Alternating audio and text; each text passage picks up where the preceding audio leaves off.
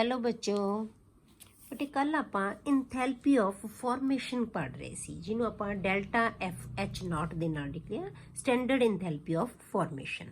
ਠੀਕ ਹੈ, ਆਪਾਂ ਕੀ ਕਿਹਾ ਸੀ ਕਿ ਇੰਥੈਲਪੀ ਆਫ ਫਾਰਮੇਸ਼ਨ ਤੋਂ ਬੇਟੇ ਅਸੀਂ ਇੰਥੈਲਪੀ ਆਫ ਰਿਐਕਸ਼ਨ ਕੈਲਕੂਲੇਟ ਕਰ ਸਕਦੇ ਹਾਂ।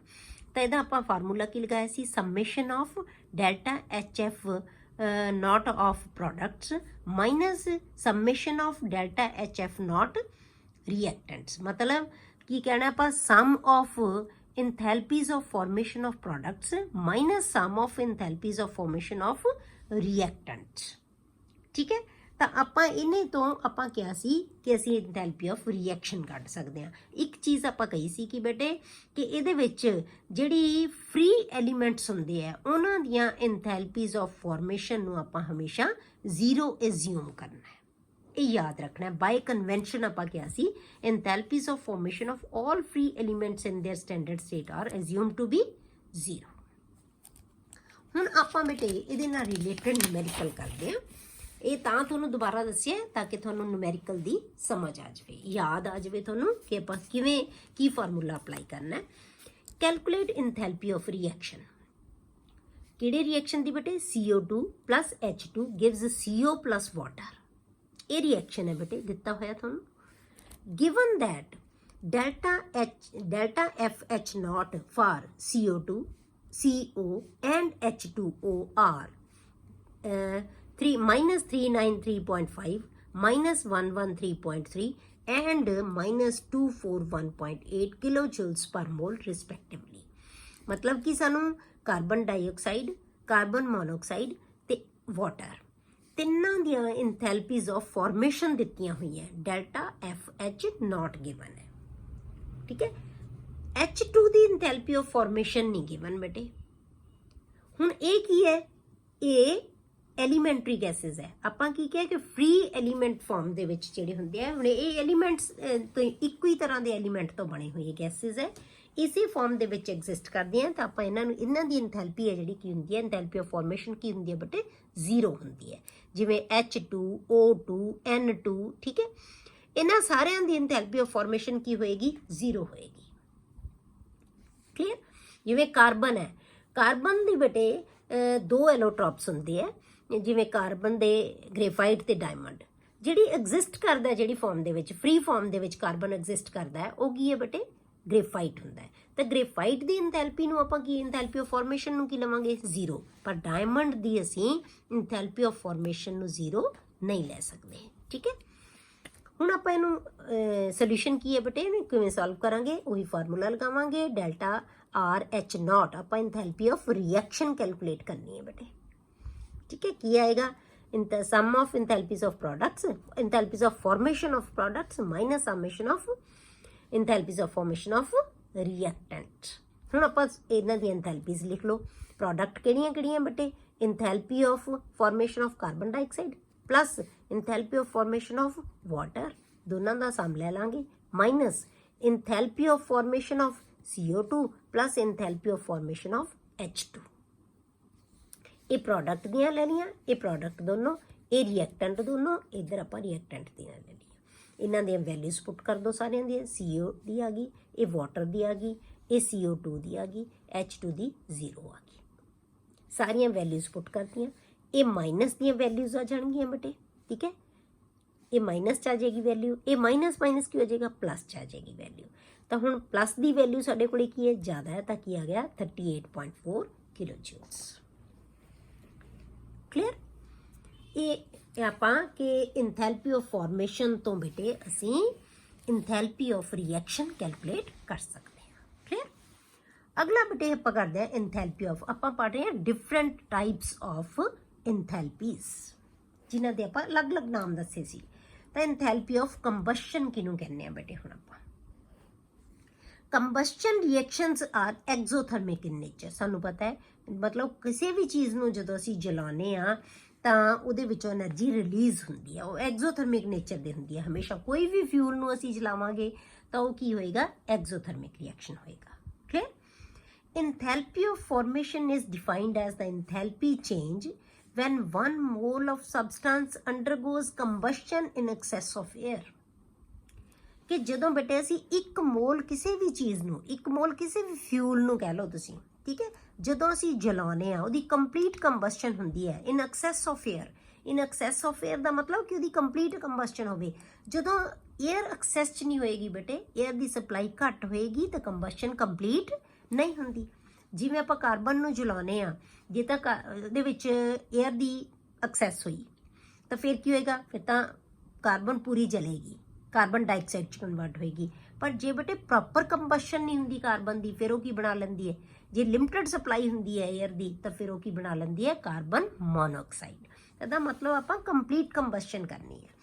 ਤਾਂ 1 ਮੋਲ ਸਬਸਟੈਂਸ ਨੂੰ ਜਦੋਂ ਅਸੀਂ ਉਹਦੀ ਕੰਬਸ਼ਨ ਕਰਦੇ ਹਾਂ ਐਕਸੈਸ ਆਫ ਏਅਰ ਦੇ ਵਿੱਚ, ਤਾਂ ਜਿੰਨੀ ਐਂਥੈਲਪੀ ਚੇਂਜ ਹੋਏਗੀ ਉਹਨੂੰ ਅਸੀਂ ਕਹਿੰਦੇ ਹਾਂ ਐਂਥੈਲਪੀ ਆਫ ਕੰਬਸ਼ਨ, ਠੀਕ ਹੈ। For example, the heat evolved in the combustion of 1 mole of glucose is 2900 kilojoules। मतलब 1 ਮੋਲ ਗਲੂਕੋਜ਼ ਨੂੰ ਜਦੋਂ ਅਸੀਂ ਜਲਾਉਂਦੇ ਆ ਮਤਲਬ ਕੀ ਹੈ 180 ਗ੍ਰਾਮਸ। ਇਹਦਾ ਮੋਲਰ ਮਾਸ, ਗਲੂਕੋਜ਼ ਦਾ ਫਾਰਮੂਲਾ ਕੀ ਹੁੰਦਾ ਹੈ C6H12O6। ਆਲੀ ਆਪਾਂ ਲਿਖਿਆ ਹੋਇਆ C6H12O6। ਇਹ ਗਲੂਕੋਜ਼ ਹੈ ਬੇਟੇ। ਜਦੋਂ ਆਪਾਂ ਇਹਨਾਂ ਦੇ ਸਾਰੇ ਮਾਸਿਸ ਨੂੰ ਜੋੜ ਦਾਂਗੇ, ਕਾਰਬਨ ਦਾ 12 ਹੁੰਦਾ, 6 ਨਾਲ ਮਲਟੀਪਲਾਈ ਕਰਾਂਗੇ, ਹਾਈਡਰੋਜਨ ਦਾ 1 ਹੁੰਦਾ 12 ਨਾਲ ਮਲਟੀਪਲਾਈ ਕਰਾਂਗੇ, ਆਕਸੀਜਨ ਦਾ 16 ਹੁੰਦਾ 6 ਨਾਲ ਮਲਟੀਪਲਾਈ ਕਰਾਂਗੇ, ਸਾਰੇ ਮਾਸਿਸ ਨੂੰ ਜੋੜ ਦਾਂਗੇ ਤਾਂ 180 ਬਣ ਜਾਂਦਾ ਹੈ। ਤਾਂ ਜੇ ਅਸੀਂ 1 ਮੋਲ ਗਲੂਕੋਜ਼ ਨੂੰ ਮਤਲਬ ਕਿ 180 ਗ੍ਰਾਮ ਗਲੂਕੋਜ਼ ਨੂੰ ਜਦੋਂ ਅਸੀਂ ਆਕਸੀਡੇਸ਼ਨ ਕਰਦੇ ਹਾਂ ਇਹਦੀ ਜਾਂ ਜਲਾਉਂਦੇ ਹਾਂ, ਕੰਬਸ਼ਨ ਕਰਦੇ ਹਾਂ, ਤਾਂ ਉਦੋਂ ਸਾਨੂੰ 2900 ਕਿਲੋਜੂਲ ਐਨਰਜੀ ਮਿਲਦੀ ਹੈ। ਜਿਵੇਂ ਸਾਡੀ ਬਾਡੀ ਦੇ ਵਿੱਚ ਗਲੂਕੋਜ਼, ਸਾਨੂੰ એનર્ਜੀ ਕਿੱਥੋਂ ਮਿਲਦੀ ਹੈ, ਗਲੂਕੋਜ਼। ਸਾਨੂੰ ਗਲੂਕੋਜ਼ ਕਿੱਥੋਂ ਬਣਦਾ ਹੈ, ਕਾਰਬੋਹਾਈਡਰੇਟਸ, ਜਿਹੜਾ ਅਸੀਂ ਫੂਡ ਖਾਂਦੇ ਹਾਂ ਮੇਨ ਉਹਦੇ ਵਿੱਚ ਉਹ ਕਾਰਬੋਹਾਈਡਰੇਟਸ ਹੁੰਦੇ ਆ ਗਲੂਕੋਜ਼ ਦਾ ਸੋਰਸ। ਤਾਂ ਗਲੂਕੋਜ਼ ਕੰਬਾਈਨ ਹੋ ਕੇ ਸਾਡੇ ਕੋਲੇ ਕੀ ਵਾ, ਸਾਡੇ ਕੋਲ ਪ੍ਰੋਸੈਸ, ਮਤਲਬ ਕਿ ਸਾਡੀ ਬਾਡੀ ਦੇ ਵਿੱਚ ਬੇਟੇ ਕਿੰਨੇ ਤਰ੍ਹਾਂ ਦੀਆਂ ਪ੍ਰੋਸੈਸਿਸ ਹੁੰਦੀਆਂ ਤਾਂ ਜਾ ਕੇ ਸਾਨੂੰ એનર્ਜੀ ਮਿਲਦੀ ਹੈ। ਕਲੀਅਰ। ਤਾਂ ਗਲੂਕੋਜ਼ ਹੈ ਜਿਹੜਾ ਸਾਨੂੰ ਇੰਨੀ એનર્ਜੀ ਦਿੰਦਾ ਹੈ। ਅਲਟੀਮੇਟਲੀ ਸਾਡਾ ਫੂਡ ਕਾਹਦੇ 'ਚ ਕਨਵਰਟ ਹੋ ਜਾਂਦਾ ਹੈ, ਗਲੂਕੋਜ਼ 'ਚ।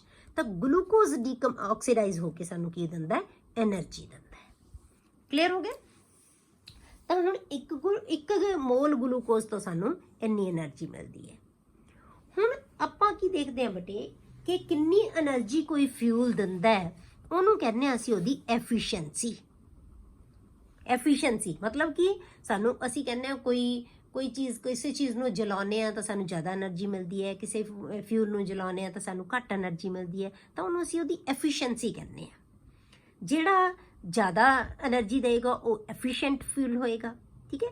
ਤਾਂ ਐਫੀਸ਼ੀਐਂਸੀ ਨੂੰ ਅਸੀਂ ਮਾਪਦੇ ਕਾਹਦੇ 'ਚ ਆ ਬੇਟੇ, ਉਹਨੂੰ ਅਸੀਂ ਕੈਲੋਰੀਫਿਕ ਵੈਲਿਊਜ਼ ਦੇ ਵਿੱਚ ਮਾਪਦੇ ਹਾਂ। The efficiency of fuel is measured in terms of calorific values। ਹੁਣ ਕੈਲੋਰੀਫਿਕ ਵੈਲਿਊ ਕਿਹਨੂੰ ਕਹਿੰਦੇ ਆ ਅਸੀਂ, ਜੇ ਅਸੀਂ ਮੋਲ ਦੇ ਅਕੋਰਡਿੰਗ ਦੇਖੀਏ ਕਿ એનર્ਜੀ ਦਿੰਦਾ ਕੋਈ ਜਿਹੜੀ ਸਬਸਟੈਂਸ ਹੈ ਕਿੰਨੀ એનર્ਜੀ ਦਿੰਦੀ ਹੈ, ਤਾਂ ਮੋਲ ਤਾਂ ਬੇਟੇ ਹਰੇਕ ਦਾ ਡਿਫਰੈਂਟ ਹੋਏਗਾ। ਜਿਵੇਂ 1 ਮੋਲ ਕਾਰਬਨ ਡਾਈਆਕਸਾਈਡ ਹੈ ਨਾ, ਸੌਰੀ 1 ਮੋਲ ਗਲੂਕੋਜ਼ ਹੈ ਤਾਂ 180 ਗ੍ਰਾਮ ਲੈ ਗਿਆ। ਜੇ ਅਸੀਂ 1 ਮੋਲ ਕਾਰਬਨ ਲੈ ਲਾਂਗੇ ਤਾਂ ਉਹ ਹੋਰ ਹੋਏਗਾ, ਜੇ ਅਸੀਂ 1 ਮੋਲ ਹਾਈਡਰੋਜਨ ਲੈ ਲਾਂਗੇ ਤਾਂ ਉਹਦਾ ਹੋਰ ਮਾਸ ਹੋਏਗਾ, ਠੀਕ ਹੈ। ਮੋਲਰ ਮਾਸ ਸਭ ਦਾ ਡਿਫਰੈਂਟ ਹੋਏਗਾ। ਫਿਰ ਆਪਾਂ ਕੈਲੋਰੀਫਿਕ ਵੈਲਿਊ ਲੈਂਦੇ ਹਾਂ, ਉਹਦੇ ਵਿੱਚ ਆਪਾਂ ਸੇਮ ਅਮਾਊਂਟ ਲਵਾਂਗੇ ਹਰੇਕ ਸਬਸਟੈਂਸ ਦਾ, ਫਿਰ ਦੇਖਾਂਗੇ ਅਸੀਂ ਕਿ ਕਿੰਨੀ એનર્ਜੀ ਮਿਲਦੀ ਹੈ। ਤਾਂ ਉਹਦੇ ਵਾਸਤੇ ਆਪਾਂ ਕੀ ਕਰਦੇ ਹਾਂ ਬੇਟੇ, ਹਰੇਕ ਸਬਸਟੈਂਸ ਦਾ 1 ਗ੍ਰਾਮ ਜਦੋਂ ਅਸੀਂ ਜਲਾਉਂਦੇ ਹਾਂ ਨਾ, 1 ਗ੍ਰਾਮ ਨੂੰ ਅਸੀਂ ਕੰਪਲੀਟਲੀ ਬਰਨ ਕਰ ਦਿੰਦੇ ਹਾਂ, ਉਦੋਂ ਜਿੰਨੀ એનર્ਜੀ ਉਹ ਪ੍ਰੋਡਿਊਸ ਕਰੇਗਾ ਉਹਨੂੰ ਅਸੀਂ ਕਹਿੰਦੇ ਹਾਂ ਉਹਦੀ ਕੈਲੋਰੀਫਿਕ value. The amount of heat produced when 1 gram of substance is completely burnt। ਜਦੋਂ 1 ਗ੍ਰਾਮ ਸਬਸਟੈਂਸ ਨੂੰ ਅਸੀਂ ਜਲਾਉਂਦੇ ਹਾਂ ਪ੍ਰੋਪਰਲੀ ਤਾਂ ਉਹ ਕਿੰਨੀ ਅਮਾਊਂਟ એનર્ਜੀ ਦੀ ਪ੍ਰੋਡਿਊਸ ਕਰਦਾ ਹੈ, ਉਹਨੂੰ ਕਹਿੰਦੇ ਹਾਂ ਅਸੀਂ ਉਹਦੀ ਕੈਲੋਰੀਫਿਕ ਵੈਲਿਊ, ਠੀਕ ਹੈ। ਤਾਂ ਜਿਹੜੇ ਅਸੀਂ ਫਿਊਲ ਲੈਂਦੇ ਹਾਂ ਨਾ ਬੇਟੇ, ਸਭ ਦੇ ਵਿੱਚੋਂ ਹਾਈਡਰੋਜਨ ਹੈ ਜਿਹੜੀ ਉਹਦੀ ਮੈਕਸਿਮਮ ਕੈਲੋਰੀਫਿਕ ਵੈਲਿਊ ਹੈ। ਜੇ ਅਸੀਂ 1 ਗ੍ਰਾਮ ਹਾਈਡਰੋਜਨ ਨੂੰ ਜਲਾਵਾਂਗੇ ਨਾ, ਮਤਲਬ ਉਹਦੀ ਕੈਲੋਰੀਫਿਕ ਵੈਲਿਊ ਲਵਾਂਗੇ 150 ਕਿਲੋ ਜੂਲਸ ਪਰ ਗ੍ਰਾਮ ਹੈ। 1 ਗ੍ਰਾਮ ਹਾਈਡਰੋਜਨ ਸਾਨੂੰ 150 ਕਿਲੋ ਜੂਲ એનર્ਜੀ ਹੈ ਜਿਹੜੀ ਉਹ ਦਿੰਦਾ। ਹੋਰ ਕੋਈ ਫਿਊਲ ਵੀ ਇੰਨੀ એનર્ਜੀ ਨਹੀਂ ਦਿੰਦਾ। ਜੇ ਅਸੀਂ ਘਰਾਂ ਦੇ ਵਿੱਚ ਜਿਹੜੀ ਵੈਸੇ ਗੈਸ ਜਲਾਉਂਦੇ ਹਾਂ ਬੇਟੇ, ਜਿਹਦੇ ਵਿੱਚ ਮੇਨ ਬਿਊਟੇਨ ਹੁੰਦੀ ਹੈ, LPG ਜਿਹਨੂੰ ਕਹਿੰਦੇ ਆ, ਲਿਕੁਇਫਾਈਡ ਪੈਟਰੋਲੀਅਮ ਗੈਸ, ਉਹਦੀ ਜਿਹੜੀ ਕੈਲੋਰੀਫਿਕ ਵੈਲਿਊ ਹੈ ਨਾ ਉਹ 55 ਕਿਲੋ ਜੂਲਸ ਪਰ ਮੋਲ ਹੈ। ਜਿਹੜਾ ਅਸੀਂ ਬਾਲਣ ਘਰ ਵਰਤੇ ਜਿਹੜੀ ਹੈ ਗੈਸ ਅਸੀਂ ਜਲਾਉਂਦੇ ਹਾਂ, ਉਹ ਸਾਨੂੰ 55 ਕਿਲੋ ਜੂਲਸ ਪਰ ਗ੍ਰਾਮ ਦਿੰਦੀ ਹੈ, ਪਰ ਜਿਹੜੀ ਹਾਈਡਰੋਜਨ ਹੈ 150 ਕਿਲੋ ਜੂਲ ਪਰ ਗ੍ਰਾਮ ਦਿੰਦੀ ਹੈ। ਮਤਲਬ ਇਹਦੀ ਐਫੀਸ਼ੀਐਂਸੀ ਬਹੁਤ ਜ਼ਿਆਦਾ ਹੈ ਹਾਈਡਰੋਜਨ ਦੀ, ਕਿਉਂਕਿ ਇਹਦੀ ਕੈਲੋਰੀਫਿਕ ਵੈਲਿਊ ਬਹੁਤ ਜ਼ਿਆਦਾ ਹੈ। ਜਿਹਦੀ ਕੈਲੋਰੀਫਿਕ ਵੈਲਿਊ ਜ਼ਿਆਦਾ ਹੈ ਬੇਟੇ ਉਹਦੀ ਐਫੀਸ਼ੀਐਂਸੀ ਜ਼ਿਆਦਾ ਹੋਏਗੀ ਫਿਊਲ ਦੀ। ਜਿਹਦੀ ਕੈਲੋਰੀਫਿਕ ਵੈਲਿਊ ਘੱਟ ਹੋਏਗੀ, ਮਤਲਬ ਕਿ ਇੱਕ ਕੈਲੋਰੀਫਿਕ ਵੈਲਿਊ ਕਿਹਨੂੰ ਕਹਤਾ ਬੇਟੇ, 1 ਗ੍ਰਾਮ ਚੀਜ਼ ਨੂੰ ਜਲਾਉਣ ਨਾਲ ਜਿੰਨੀ એનર્ਜੀ ਪ੍ਰੋਡਿਊਸ ਹੋਏਗੀ। ਠੀਕ ਹੈ, ਹੁਣ ਸਾਡੀ ਬੋਡੀ ਹੈ ਬੇਟੇ, ਸਾਡੀ ਬੋਡੀ ਵੀ એનર્ਜੀ ਜਨਰੇਟ ਕਰਦੀ ਹੈ। ਠੀਕ ਹੈ, ਕਿੱਥੋਂ ਕਰਦੀ ਹੈ? ਫੂਡ ਤੋਂ, ਜਿਹੜਾ ਅਸੀਂ ਖਾਂਦੇ ਹਾਂ। ਉਹ ਫੂਡ ਦੀ ਜਿਹੜੀ ਅਲਟੀਮੇਟਲੀ ਫੂਡ ਦੀ ਕੀ ਹੁੰਦੀ ਹੈ ਬੇਟੇ, ਕੰਬਸ਼ਨ ਹੁੰਦੀ ਹੈ। ਫੂਡ ਹੈ ਜਿਹੜਾ ਸਾਡਾ, ਉਹ ਪ੍ਰੋਸੈਸ, ਕਿਹੜੀ ਪ੍ਰੋਸੈਸ ਦੇ ਨਾਲ ਸਾਨੂੰ એનર્ਜੀ ਦਿੰਦਾ ਹੈ? ਕੰਬਸ਼ਨ ਦੇ ਨਾਲ। Our body also generates energy from food by the process of combustion. ਇਹੀ ਸਾਡੇ ਪ੍ਰੋਸੈਸ ਹੈ ਜਿਹੜਾ, ਜੋ ਅਸੀਂ ਕਿਹਾ ਵੀ ਇਹ ਕੈਲੋਰੀਫਿਕ ਵੈਲਿਊ। ਇਸੇ ਤਰ੍ਹਾਂ ਸਾਡੇ ਫੂਡਸ ਦੀ ਵੀ ਬੇਟੇ ਕੈਲੋਰੀਫਿਕ ਵੈਲਿਊ ਹੈ ਜਿਹੜੀ ਉਹ ਅਲੱਗ-ਅਲੱਗ ਹੁੰਦੀ ਹੈ। ਕੋਈ ਫੂਡ ਸਾਨੂੰ ਜ਼ਿਆਦਾ ਕੈਲੋਰੀਜ਼ ਦਿੰਦਾ ਹੈ, ਕੋਈ ਫੂਡ ਸਾਨੂੰ ਘੱਟ। ਕਿਸੇ ਦੀ ਐਫੀਸ਼ੀਐਂਸੀ ਜ਼ਿਆਦਾ ਹੈ, ਕਿਸੇ ਦੀ ਐਫੀਸ਼ੀਐਂਸੀ ਘੱਟ ਹੈ। ਇਹ ਉਸ ਫੂਡ ਹੈ ਨਾ ਜਿਹੜਾ ਸਾਡਾ, ਉਹ ਫਿਊਲ ਹੀ ਹੈ ਸਾਡੀ ਬੋਡੀ ਲਈ। ਕੀ ਹੈ ਉਹ? ਇੱਕ ਫਿਊਲ ਹੈ। ਠੀਕ ਹੈ, ਜਿਹਨੇ ਜਲ ਕੇ, ਜਿਹਦੀ ਕੰਬਸਸ਼ਨ ਤੋਂ ਬਾਅਦ ਸਾਨੂੰ એનર્ਜੀ ਮਿਲੇਗੀ। ਕਲੀਅਰ? ਹੁਣ ਆਪਾਂ ਬੇਟੇ ਇਹਦੇ ਨਾਲ ਰਿਲੇਟਡ, ਕੈਲੋਰੀਫਿਕ ਵੈਲਿਊ ਦੇ ਨਾਲ ਰਿਲੇਟਡ ਇੱਕ ਨੂਮੈਰੀਕਲ ਕਰਦੇ ਹਾਂ ਛੋਟਾ ਜਿਹਾ। For the reaction CH4 plus 2O2 gives CO2 plus water। Methane ਦੀ ਆਕਸੀਡੇਸ਼ਨ ਤੋਂ ਬਾਅਦ ਉਹਨੇ ਕਾਰਬਨ ਡਾਈਆਕਸਾਈਡ ਤੇ ਵਾਟਰ ਬਣਾ ਲਿਆ। Delta CH enthalpy of combustion ਦੇਤੀ ਸਾਨੂੰ -893.3 kilo joule per mole. Enthalpy of combustion given ਹੈ। Clear? Calculate the calorific value of methane. ਅਸੀਂ ਕੈਲੋਰੀਫਿਕ ਵੈਲਿਊ ਕੱਢਣੀ ਹੈ। ਸਭ ਤੋਂ ਪਹਿਲਾਂ ਬੇਟੇ ਆਪਾਂ ਇਹ ਦੇਖਣਾ ਹੈ ਕਿ ਅਸੀਂ ਪਤਾ ਕੀ ਕਰਨਾ, ਕੱਢਣਾ ਕੀ ਹੈ। ਅਸੀਂ ਕੈਲੋਰੀਫਿਕ ਵੈਲਿਊ ਕੱਢਣੀ ਹੈ। ਕੈਲੋਰੀਫਿਕ ਵੈਲਿਊ ਦਾ ਮੀਨਿੰਗ ਕੀ ਹੈ ਬੇਟੇ, ਕਿ ਜਦੋਂ ਅਸੀਂ ਇੱਥੇ ਅਸੀਂ ਮੀਥੇਨ ਨੂੰ ਜਲਾ ਰਹੇ ਹਾਂ, ਮਤਲਬ ਫਿਰ ਸਾਡਾ ਫਿਊਲ ਕੀ ਹੈ? ਮੀਥੇਨ। ਹੁਣ ਕੈਲੋਰੀਫਿਕ ਵੈਲਿਊ ਕੀ ਹੈ ਕਿ ਮੀਥੇਨ ਦਾ ਜਦੋਂ ਅਸੀਂ 1 ਗ੍ਰਾਮ ਇਹਦੀ ਕੰਬਸ਼ਨ ਕਰਾਂਗੇ ਨਾ, ਜਲਾਵਾਂਗੇ, 1 ਗ੍ਰਾਮ ਜਲਾਵਾਂਗੇ, ਤਾਂ ਉਦੋਂ ਜਿੰਨੀ એનર્ਜੀ ਮਿਲੇਗੀ। ਹੁਣ ਆਪਾਂ ਧਿਆਨ ਕਰੋ, ਇਸ ਰਿਐਕਸ਼ਨ ਦੇ ਵਿੱਚ ਅਸੀਂ ਕਿੰਨਾ ਮੀਥੇਨ ਜਲਾ ਰਹੇ ਹਾਂ। ਠੀਕ ਹੈ, 1 ਮੋਲ ਹੈ ਬੇਟੇ ਇਹ। ਠੀਕ ਹੈ, ਇਹਦਾ ਕੀ ਹੈ? ਆਪਾਂ ਮਾਸ ਕੱਢ ਲਓ। ਕਾਰਬਨ ਕਿੰਨਾ ਹੈ? 12 ਹੈ। ਹਾਈਡਰੋਜਨ ਕਿੰਨਾ ਹੈ? 1 ਹੈ। ਤੇ 4 ਨਾਲ ਮਲਟੀਪਲਾਈ ਕਰਾਂਗੇ ਇਹਦੇ, ਤਾਂ ਟੋਟਲ ਕਿੰਨੇ ਗ੍ਰਾਮ ਬਣ ਗਏ ਬੇਟੇ ਇਹ? 16 grams. 12 grams plus 4 grams, 16 grams carbon. ਜਦੋਂ ਮੀਥੇਨ ਨੂੰ ਅਸੀਂ ਜਲਾਉਂਦੇ ਹਾਂ ਤਾਂ ਉਦੋਂ ਕਿੰਨੀ ਸਾਨੂੰ ਹੀਟ ਮਿਲ ਰਹੀ ਹੈ ਬੇਟੇ? -890.3। ਅਸੀਂ ਕੀ ਕੱਢਣਾ ਹੈ? ਕੈਲੋਰੀਫਿਕ ਵੈਲਿਊ, ਮਤਲਬ ਕਿ 1 ਗ੍ਰਾਮ ਦੀ ਕੱਢਣੀ ਹੈ ਅਸੀਂ એનર્ਜੀ। ਤਾਂ ਜੇ 16 ਗ੍ਰਾਮ ਤੋਂ ਸਾਨੂੰ ਪਤਾ ਕਿੰਨੀ એનર્ਜੀ ਮਿਲਦੀ ਹੈ, 1 ਤੋਂ ਕੀ ਹੋਏਗੀ? ਇਹਨੂੰ ਡਿਵਾਈਡ ਬਾਈ 16 ਕਰ ਦਾਂਗੇ, ਤਾਂ 1 ਗ੍ਰਾਮ ਤੋਂ ਆਪਾਂ ਜਿਹੜਾ 1 ਗ੍ਰਾਮ ਤੋਂ ਹੀ ਸਾਨੂੰ ਚਾਹੀਦੀ ਹੈ ਕੈਲੋਰੀਫਿਕ ਵੈਲਿਊ ਵਾਸਤੇ, ਤਾਂ ਆਪਾਂ ਕੀ ਕਰਾਂਗੇ? ਇਹਨੂੰ 16 ਦੇ ਨਾਲ ਡਿਵਾਈਡ ਕਰ ਦਾਂਗੇ। ਠੀਕ ਹੈ, ਜਿੰਨਾ ਆ ਜਾਏਗਾ ਸਾਡੇ ਕੋਲੇ ਉਹ ਕੀ ਹੋਏਗੀ? ਉਹਦੀ ਕੈਲੋਰੀਫਿਕ value. The reaction involves the combustion of 1 mole। ਇੱਕੋ ਹੀ ਮੋਲ ਹੈ ਨਾ, ਕਿਉਂਕਿ ਸਟੋਕਿਓਮੀਟਰੀ 1 ਹੀ ਹੈ। 1 mole means 16 grams। ਮੋਲਰ ਮਾਸ ਲੈ ਲਓ ਇਹਦਾ, 16 grams। ਕੈਲੋਰੀਫਿਕ ਵੈਲਿਊ ਕੀ ਹੁੰਦੀ ਹੈ ਬੇਟੇ? ਇਸ ਦੇ ਵਿੱਚ ਤਾਂ ਆਪਾਂ 16 ਗ੍ਰਾਮ ਜਲਾ ਰਹੇ ਹਾਂ। ਕੈਲੋਰੀਫਿਕ ਵੈਲਿਊ ਕਿਹਨੂੰ ਕਹਿੰਦੇ ਆ ਬੇਟੇ? Heat evolved on burning 1 gram of fuel. ਜਦੋਂ ਅਸੀਂ 1 ਗ੍ਰਾਮ ਫਿਊਲ ਨੂੰ ਜਲਾਉਂਦੇ ਹਾਂ ਤਾਂ ਉਦੋਂ એનર્ਜੀ ਜਿੰਨੀ ਇਵੋਲਵ ਹੋਏਗੀ, ਹੀਟ ਇਵੋਲਵ ਹੋਏਗੀ। ਹੁਣ ਆਪਾਂ ਯੂਨਿਟਰੀ ਮੈਥਡ ਲਗਾਵਾਂਗੇ simple. 16 grams of methane on combustion involve heat is equal to this. ਹੁਣ ਸਾਨੂੰ ਮਾਈਨਸ ਲਾਉਣ ਦੀ ਲੋੜ ਨਹੀਂ ਬੇਟੇ, ਅਸੀਂ ਇਵੋਲਵ ਲਿਖ ਰਹੇ ਹਾਂ ਸ਼ਬਦ। ਠੀਕ ਹੈ, ਕਿ ਇੰਨੀ એનર્ਜੀ ਦੇ ਰਿਹਾ ਇਹ, ਇਹਦਾ ਮਤਲਬ ਐਗਜ਼ੋਥਰਮਿਕ ਹੈ। ਅੰਡਰਸਟੂਡ ਹੈ ਇਹ। 16 ਗ੍ਰਾਮ ਕਿੰਨੀ એનર્ਜੀ ਇਵੋਲਵ ਕਰ ਰਿਹਾ? ਇੰਨੀ। 1 ਗ੍ਰਾਮ ਕਿੰਨੀ ਕਰੇਗਾ? 16 ਨਾਲ ਡਿਵਾਈਡ ਕਰ ਦਾਂਗੇ। ਤਾਂ calorific value of methane is this. Clear? अगला है बेटे एंथैल्पी ऑफ एटमाइजेशन। ਹੁਣ एंथैल्पी ऑफ एटमाइजेशन ਦਾ, एटमाइजेशन ਦਾ ਮਤਲਬ ਉਹਨੂੰ ਐਟਮਸ ਦੇ ਵਿੱਚ ਕਨਵਰਟ ਕਰਨਾ। ਠੀਕ ਹੈ, ਕਿਸੇ ਵੀ ਸਬਸਟੈਂਸ ਨੂੰ, ਕੋਈ ਵੀ ਮੋਲੀਕਿਊਲ ਹੋਏਗਾ, ਉਹਨੂੰ ਉਹਨੇ ਐਟਮਸ ਦੇ ਵਿੱਚ, ਗੈਸੀਅਸ ਐਟਮ ਦੇ ਵਿੱਚ ਕਨਵਰਟ ਕਰਨਾ। ਉਹਦੇ ਲਈ ਜਿੰਨੀ એનર્ਜੀ ਚਾਹੀਦੀ ਹੋਏਗੀ, ਜਿੰਨੀ એનર્ਜੀ ਚੇਂਜ ਹੋਏਗੀ ਉਹਨੂੰ ਅਸੀਂ ਕਹਿੰਦੇ ਆ ਐਂਥੈਲਪੀ ਆਫ ਐਟਮਾਈਜ਼ੇਸ਼ਨ। ਨਾਮ ਤੋਂ ਹੀ ਤੁਹਾਨੂੰ ਹਰੇਕ ਚੀਜ਼ ਦਾ ਕਲੀਅਰ ਹੁੰਦੀ ਜਾਏਗੀ એનર્ਜੀ ਦੇ ਜਾਂ ਐਂਥੈਲਪੀ ਚੇਂਜ ਦੇ। It is defined as the enthalpy change in breaking 1 mole of bonds completely into atoms in the gaseous state। ठीक है, ਇੱਕ ਮੋਲ ਜਿਹੜਾ ਸਾਡੇ ਕੋਲੇ ਬੌਂਡ ਨੂੰ, ਇੱਕ ਮੋਲ ਬੌਂਡ ਨੂੰ ਬ੍ਰੇਕ ਕਰਨ ਲਈ ਜਿੰਨੀ એનર્ਜੀ ਚੇਂਜ ਹੋਏਗੀ ਉਹਨੂੰ ਅਸੀਂ ਕੀ ਕਵਾਂਗੇ, ਉਹਦੀਆਂ ਐਟਮਸ ਦੇ ਵਿੱਚ ਜਿਹੜੀਆਂ ਕਿ ਗੈਸੀਅਸ ਸਟੇਟ 'ਚ ਹੋਣਗੀਆਂ, ਉਹਨੂੰ ਅਸੀਂ ਕਹਿੰਦੇ ਹਾਂ ਐਂਥੈਲਪੀ ਆਫ ਐਟਮਾਈਜ਼ੇਸ਼ਨ। ਜਿਵੇਂ ਆਪਾਂ ਐਗਜ਼ਾਮਪਲ ਲੈ ਲਈ ਡਾਈਹਾਈਡਰੋਜਨ ਦੀ H2, ਇਹਨੂੰ ਆਪਾਂ ਐਟਮਸ ਦੇ ਵਿੱਚ ਤੋੜਨਾ ਹੈ ਤਾਂ H ਕੀ ਹੈ ਬੇਟੇ, H ਤੇ H ਇੱਦਾਂ ਜੁੜਿਆ ਹੋਇਆ ਨਾ, ਆਹ ਬੌਂਡ ਬਣਿਆ ਹੋਇਆ, ਇਹਨੂੰ ਬੌਂਡ ਨੂੰ ਅਸੀਂ ਬ੍ਰੇਕ ਕਰਨਾ ਹੈ ਤਾਂ ਐਟਮਸ ਦੇ ਵਿੱਚ ਕਨਵਰਟ ਹੋ ਜਾਏਗਾ ਇਹ। ਠੀਕ ਹੈ, ਤਾਂ ਇਹਨੇ ਕੀ ਬਣਾ ਲਿਆ 2H। H2 ਨੇ H2 ਬੌਂਡ ਬਣਾ ਕੇ ਜੁੜਿਆ ਹੋਇਆ ਸੀ, ਉਹਦਾ ਅਸੀਂ ਬੌਂਡ ਤੋੜਤਾ, ਸਾਡੇ ਕੋਲੇ ਕੀ ਬਣ ਗਏ 2H ਬਣ ਗਏ, ਐਟਮਸ ਬਣ ਗਈਆਂ H ਦੀਆਂ, ਹੁਣ ਮੋਲੀਕਿਊਲ ਨਹੀਂ ਰਿਹਾ। ਠੀਕ ਹੈ, ਇਹਨੂੰ ਅਸੀਂ ਕਹਿੰਦੇ ਹਾਂ ਐਂਥੈਲਪੀ ਆਫ ਐਟਮਾਈਜ਼ੇਸ਼ਨ ਡੈਲਟਾ AH0। ਤਾਂ ਕਿੰਨੀ ਐਂਥੈਲਪੀ ਚਾਹੀਦੀ ਹੈ 435.0 ਕਿਲੋਜੂਲ ਪਰ ਮੋਲ, ਮਤਲਬ ਇੱਕ ਮੋਲ ਬੌਂਡ ਨੂੰ ਤੋੜ, ਇਹਨੂੰ ਅਸੀਂ ਇੱਕ ਮੋਲ ਹੀ ਕਹਿਣਾ। ਤੁਹਾਨੂੰ ਕਿਹਾ ਕਿ ਕਿਸੇ ਵੀ ਇਕੁਏਸ਼ਨ ਦੇ ਵਿੱਚ ਇਹਨੂੰ ਅਸੀਂ 1 ਨਹੀਂ ਮੰਨਣਾ, 1 ਮੋਲ ਮੰਨਣਾ ਹੈ। ਤਾਂ ਇੱਕ ਮੋਲ ਬੌਂਡ ਨੂੰ ਤੋੜਿਆ ਅਸੀਂ ਤਾਂ ਕਿੰਨੀ એનર્ਜੀ ਚਾਹੀਦੀ ਹੈ, ਇੰਨੀ એનર્ਜੀ ਚਾਹੀਦੀ ਹੈ। ਠੀਕ ਹੈ, ਇਹਨੂੰ ਬੌਂਡ ਨੂੰ ਤੋੜਨ ਵਾਸਤੇ, ਮਤਲਬ ਕਿ ਬੌਂਡ ਨੂੰ ਤੋੜਨ ਲਈ ਜਿੰਨੀ એનર્ਜੀ ਚਾਹੀਦੀ ਹੈ ਇਹ ਬੌਂਡ એનર્ਜੀ ਹੋਏਗੀ। ਇਹਨੂੰ ਅਸੀਂ ਬੌਂਡ ਡਿਸੋਸੀਏਸ਼ਨ એનર્ਜੀ ਵੀ ਕਹਿ ਦਿੰਦੇ ਹਾਂ ਕਿ ਬੌਂਡ ਨੂੰ ਤੋੜਨ ਲਈ ਜਿੰਨੀ એનર્ਜੀ ਚਾਹੀਦੀ ਹੈ, ਪਰ ਇੱਕ ਮੋਲ ਬੌਂਡ ਨੂੰ ਤੋੜਨ ਲਈ ਚਾਹੀਦੀ ਹੈ, ਉਹਨੂੰ ਕਹਿੰਦੇ ਆ bond dissociation energy. In case of diatomic molecules like hydrogen, ਇਵੇਂ ਆਪਾਂ ਨਾਈਟ੍ਰੋਜਨ ਲੈ ਲਓ, ਇਵੇਂ ਆਕਸੀਜਨ ਲੈ ਲਓ, ਕਲੋਰੀਨ ਲੈ ਲਓ, ਜਿਹੜੀ ਬ੍ਰੋਮੀਨ ਲੈ ਲਓ, ਜਿਹੜੇ ਵੀ ਹੋਏਗਾ ਡਾਇਆਟੋਮਿਕ ਮੋਲੀਕਿਊਲ ਹੋਏਗਾ, 2 ਐਟਮਸ ਤੋਂ ਮਿਲ ਕੇ ਬਣਿਆ ਹੋਇਆ ਮੋਲੀਕਿਊਲ ਹੋਏਗਾ ਬੇਟੇ, ਉਹਦੇ ਵਿੱਚ ਜਿਹੜੀ ਐਂਥੈਲਪੀ ਆਫ ਐਟਮਾਈਜ਼ੇਸ਼ਨ ਹੈ ਨਾ, ਉਹਨੂੰ ਐਟਮਸ ਦੇ ਵਿੱਚ ਕਨਵਰਟ ਕਰਨ ਵਾਸਤੇ ਜਿੰਨੀ એનર્ਜੀ ਚਾਹੀਦੀ ਹੈ ਉਹਨੂੰ ਅਸੀਂ ਬੌਂਡ ਡਿਸੋਸੀਏਸ਼ਨ ਐਂਥੈਲਪੀ ਵੀ ਕਹਿ ਦਿੰਦੇ ਹਾਂ। ਠੀਕ ਹੈ, the enthalpy of atomisation is also the bond dissociation enthalpy, ਉਹੀ ਉਹਨਾਂ ਦੀ ਬੌਂਡ ਡਿਸੋਸੀਏਸ਼ਨ ਐਂਥੈਲਪੀ ਵੀ ਹੈ। ਇਹ ਆਪਾਂ ਅੱਗੇ ਪੜਾਂਗੇ ਕਿ ਬੌਂਡ ਡਿਸੋਸੀਏਸ਼ਨ ਐਂਥੈਲਪੀ ਅਸੀਂ ਕਿਹਨੂੰ ਕਹਿੰਦੇ ਹਾਂ। ਕਲੀਅਰ ਹੋ ਗਿਆ ਕਿ ਐਟਮਾਈਜ਼ੇਸ਼ਨ ਹੈ ਜਿਹੜੀ, ਉਹੀ ਉਹਦੀ ਬੌਂਡ ਡਿਸੋਸੀਏਸ਼ਨ ਐਂਥੈਲਪੀ ਹੈ। ਹੁਣ ਆਪਾਂ ਐਗਜ਼ਾਮਪਲ ਲੈ ਲਈ CH4 ਦੀ।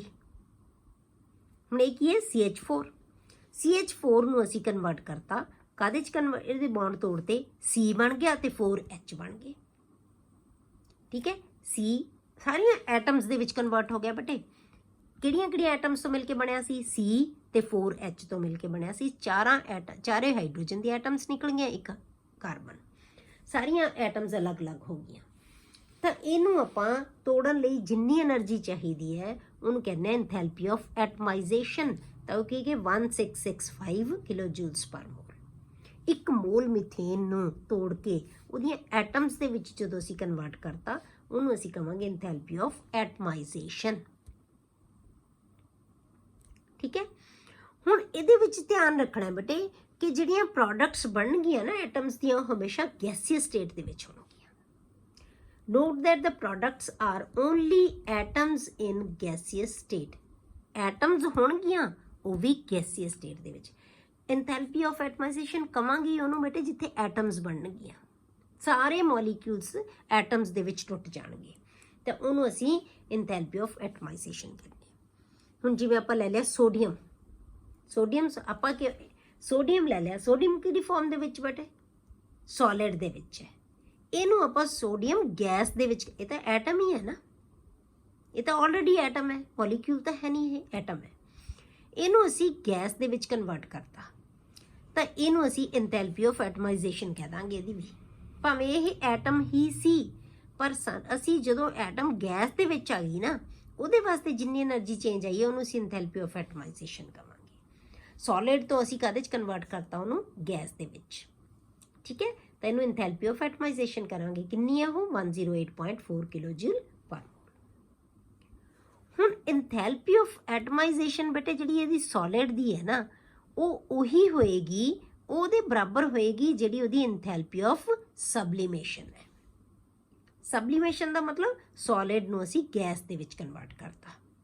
ਸੋਲਿਡ ਪਹਿਲਾਂ ਲਿਕੁਇਡ 'ਚ ਜਾਏਗਾ, ਉਹ ਇੰਥੈਲਪੀ ਆਫ ਫਿਊਜ਼ਨ ਹੋ ਜਾਏਗੀ, ਫਿਰ ਲਿਕੁਇਡ ਨੂੰ ਅਸੀਂ ਗੈਸ 'ਚ ਕਨਵਰਟ ਕਰਾਂਗੇ, ਇੰਥੈਲਪੀ ਆਫ ਵੈਪੋਰਾਈਜੇਸ਼ਨ ਹੋਏਗੀ, ਦੋਨਾਂ ਦਾ ਸਮ ਲੈ ਲਾਂਗੇ, ਉਹਨੂੰ ਅਸੀਂ ਇੰਥੈਲਪੀ ਆਫ ਸਬਲੀਮੇਸ਼ਨ ਕਹਿੰਦੇ ਹਾਂ। ਆਪਾਂ ਨੈਕਸਟ ਅੱਗੇ ਪੜਾਂਗੇ ਇਹ ਵੀ ਜਿਹੜੀਆਂ ਫੇਜ਼ ਚੇਂਜਸ ਹੈ ਇਹਦੀਆਂ ਇੰਥੈਲਪੀਜ਼ ਆਪਾਂ ਡਿਸਕਸ ਕਰਾਂਗੇ, ਠੀਕ ਹੈ। ਤਾਂ ਇਹਨੂੰ ਅਸੀਂ ਇੰਥੈਲਪੀ ਆਫ ਐਟਮਾਈਜ਼ੇਸ਼ਨ ਕਹਾਂਗੇ। ਕਲੀਅਰ? ਅਗਲੀ ਵੀਡੀਓ ਜਿਹੜੀਆਂ ਇੰਥੈਲਪੀਜ਼ ਆਪਾਂ ਨੈਕਸਟ ਲੈਕਚਰ ਦੇ ਵਿੱਚ ਡਿਸਕਸ ਕਰਾਂਗੇ।